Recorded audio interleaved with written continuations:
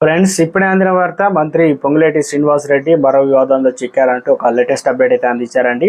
దీనికి సంబంధించినటువంటి పూర్తి వివరాలు వీడియోలో తెలుసుకుందామండి. అదేవిధంగా వీడియోని స్కిప్ చేయకుండా పూర్తిగా చూసినట్లే కంప్లీట్ ఇన్ఫర్మేషన్ అయితే అర్థమవుతుంది. ఇంకా లైక్ చేయకపోతే ఇప్పుడే లైక్ చేయండి.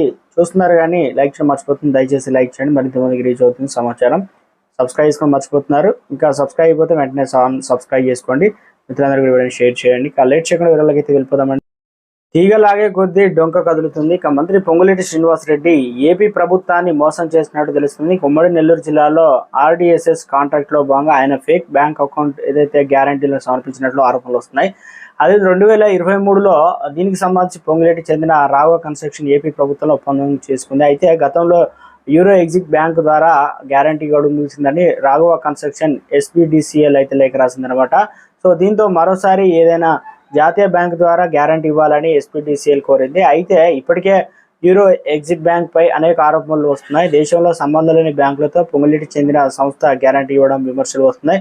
అయితే కేవలం 8 కోట్ల విలువ చేసే బ్యాంకుకు ఏకంగా 100 కోట్ల వరకు గ్యారంటీ ఇవ్వడం ఏంటనే అనుమానాలు కూడా వ్యక్తమవుతున్నాయి. ప్రస్తుతం రాష్ట్ర ప్రభుత్వంలో ఒక బాధ్యతాయుతమైన మంత్రి పదవిలో ఉన్న పొంగులేటి ప్రభుత్వాన్ని మోసం చేశారనే విమర్శలు కూడా వస్తున్నాయి.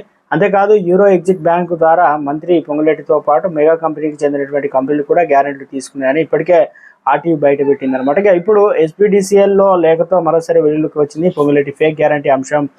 చర్చనీయాంశం అవుతుందన్నమాట. ఇక వివరాలకు వెళ్తే Andhra Pradesh southern power distribution corporation లిమిటెడ్లో ఒప్పందంలో భాగంగా పొంగులేటికి చెందిన రాఘవ కన్స్ట్రక్షన్ ఫేక్ విదేశీ బ్యాంక్ గ్యారంటీని వినియోగించిందని, వాస్తవానికి ఇండియాలో గుర్తింపు పొందిన బ్యాంకు ద్వారా బ్యాంక్ గ్యారంటీ ఇవ్వాల్సి అయితే ఉంటుంది. కానీ యూరో ఎగ్జిట్ బ్యాంక్ అనే విదేశీ బ్యాంకు ద్వారా ఈ గ్యారంటీని ఇప్పించడం సంచలనంగా మారింది. ఫేక్ బ్యాంక్ ద్వారా పొంగులేటి ఏపీ ప్రభుత్వాన్ని మోసం చేసినట్లుగా స్పష్టంగా కనిపిస్తుంది.